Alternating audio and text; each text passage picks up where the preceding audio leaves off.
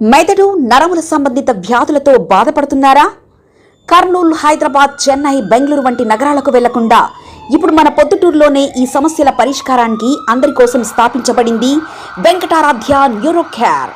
మా address door number 9/397 ఈశ్వర gas agency పక్కన, home Hospet, Proddatur, Kadapa జిల్లా. మా ఫోన్ నంబర్ 8519901459.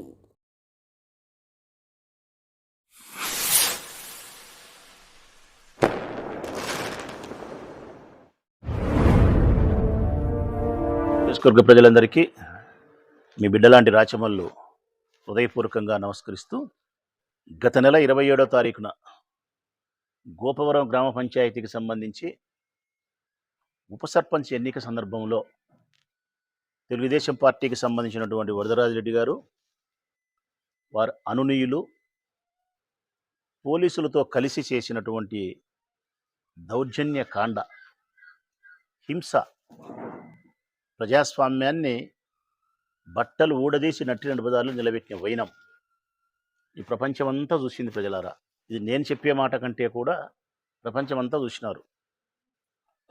మీడియా సోదరుల సమక్షంలో అన్ని టెలివిజన్స్లో కూడా, TV9 కావచ్చు, ఇంకొకటి కావచ్చు, NTV కావచ్చు, సాక్షి కావచ్చు, లేకుంటే లోకల్ యూట్యూబ్ ఛానల్స్ కావచ్చు, అన్ని టెలివిజన్ ఛానల్స్లో కూడా అక్కడ జరిగినటువంటి అప్రజాస్వామిక విధానము, దౌర్జన్యకాండ అందరూ మీరు చూసినారు. ఏ విధంగా వాళ్ళు మాపై దౌర్జన్యం చేసినది. మేము 15 మంది మేము ఉంటే, 14 మంది మేము ఉంటే, వార్డు సభ్యులు, పంచాయతీ వార్డు సభ్యులు వాళ్ళ 6 మంది, యాక్చువల్గా అయితే వాళ్ళు ఒకరే, 5 మంది మా వాళ్ళను పిలుచుకునేది, అంతా కలిపిన 6, మేము 14 మంది మేముండి, వాళ్ళు మా వాళ్ళతో కలుపుకొని 6 మంది ఉంటే ఎన్నికల్లో ఏ విధంగా పోటీ చేస్తారు? 14 సభ్యులు ఉండేవాడు గెలుస్తాడా? 6 మంది సభ్యులు ఉండేవాడు గెలుస్తాడా? అయినా పోటీ. దౌర్జన్యం చేసినారు. దౌర్జన్యం బాగానే ఉంది.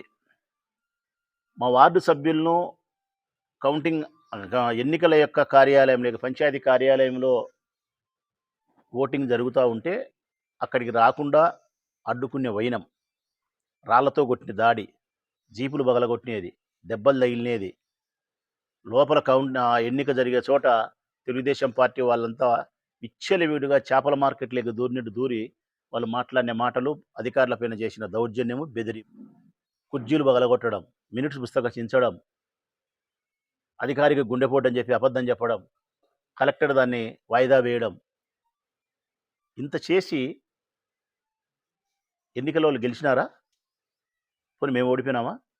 వాయిదా వేసినారు. సౌండ్ లేదా?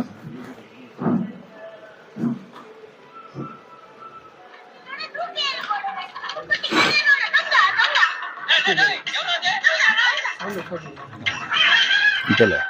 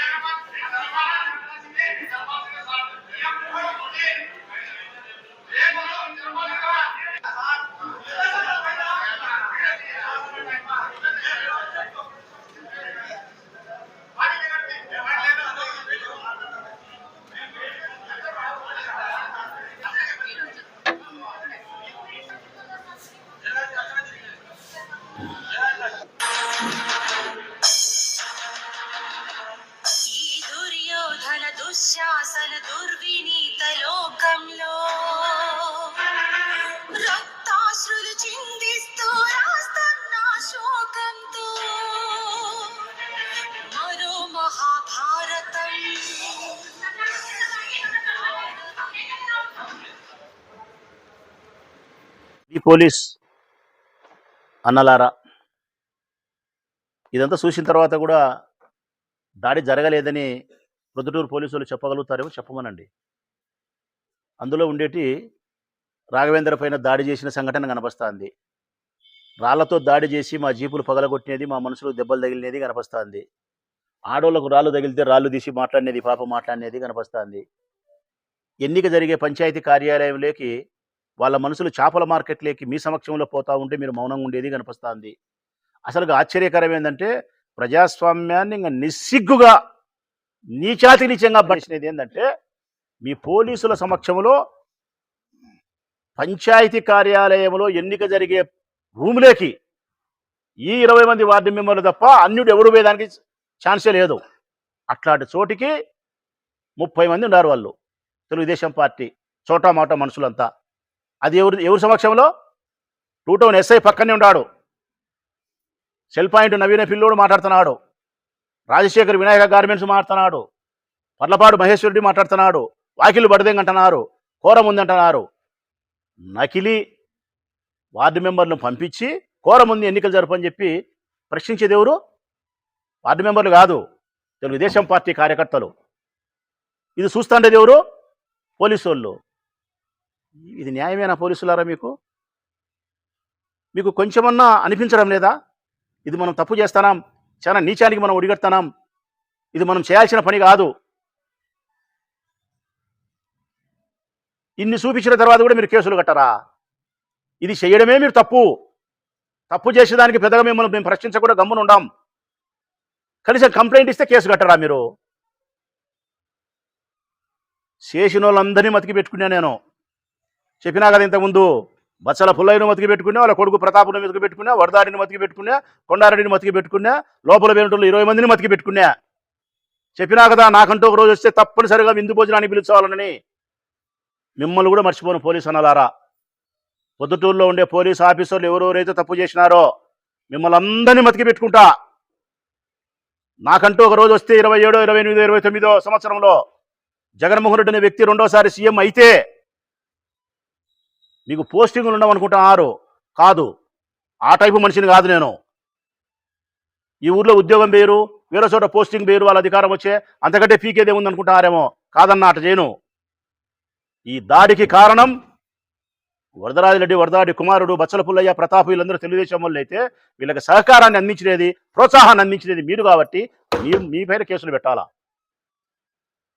మిమ్మల్ని ముద్దాయిలు చేస్తా.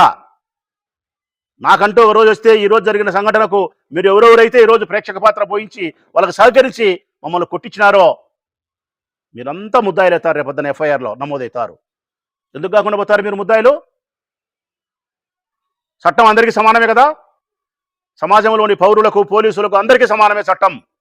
తప్పు చేస్తే మీరైనా ముద్దాయిలే, తప్పు చేస్తే రాజకీయ నాయకులైన ముద్దాయిలే, పౌరులైన సమానమే.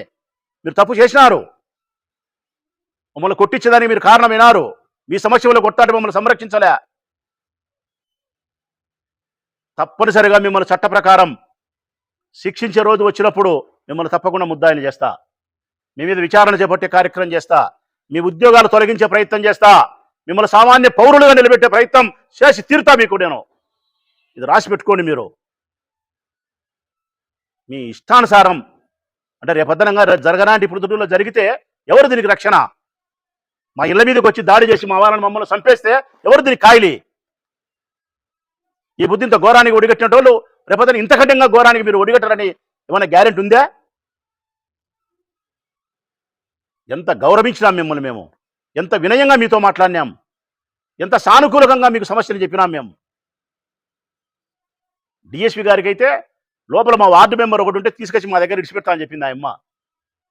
ఇంటికాడ ఇడిచిపెట్టి కావనూరు పంపించి ఏర్పాటు చేస్తారు. ఆ పిల్లోని ఏం పేరు? ఆ పిల్లోని పేరు పవన్ అనే పిల్లోని లోపల వాళ్ళు బెదిరించంటే పోలీసులు ప్రేక్షక పాత్ర చూస్తున్నారు. బెదిరించన్నారు, రా ఎక్కువ కావనూరు, రా ఎక్కువ. వాళ్ళు ఇష్టం వచ్చినట్టు బెదిరించి ఆ పిల్లోడు ఏడుచా అంటే పోలీసులు చూసా కూర్చున్నారు. మీరు ఒప్పించుకొని పిలుచుకొని ఉండంట. ఏందయ్యాది? మీరు చెప్పాల్సిన మాటలు అయ్యేనా? ఒప్పించుకొని పిలుచుకొని ఇవ్వమని చెప్తారా మీరు? అసలు మీరు ఎవరు ఇక్కడికి లోపలికి వచ్చేదాన్ని కానీ అడగాల్సిన పోలీసు వాళ్ళు అడగరా మీరు వాళ్ళను? అన్నప్పుడు మమ్మల్ని పంపాల్సింది లోపలికి.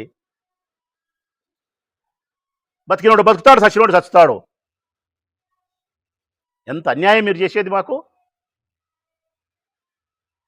ఈ నియోజకవర్గ ప్రజలందరికీ స్పష్టంగా చెప్తానా, తెలుగుదేశం పార్టీ అధికారంలోకి వచ్చినప్పటి నుంచి వీళ్ళ దుర్మార్గాలు పెట్టరేగిపోయినాయి, వీళ్ళు ఇష్టానుసారం అయిపోయినాయి, వీళ్ళ బుద్ధి పుట్టే పనులు చేస్తున్నారు తెలుగుదేశం పార్టీ వాళ్ళు.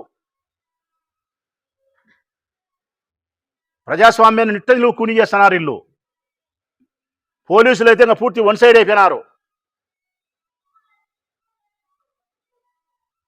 గుండెపోటు రాకపోతే గుండెపోటు అని చెప్పి మీరు చెప్తారా? మీరు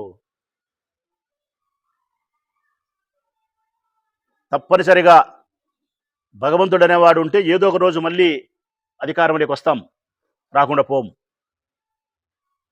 ఈ ప్రజలే మమ్మల్ని మళ్ళీ గెలిపిస్తారు. గెలిపించినప్పుడు ప్రజాస్వామ్యాన్ని ఏ విధంగా పరిరక్షించాలనో పరిరక్షిస్తాం మేము.